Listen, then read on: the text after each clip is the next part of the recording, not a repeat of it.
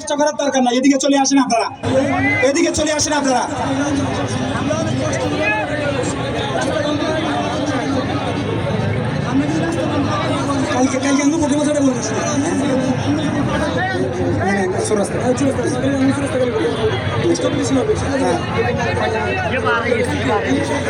আর আগামীকাল আপনারা জানেন চৌমনিচর রাস্তা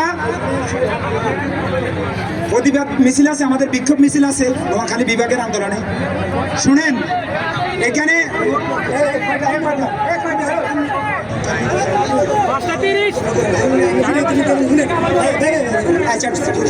টাইম নির্ধারণ করেই আমি ভিডিও করে বলে দেবো কয়টা বাজে, বুঝছেন নি?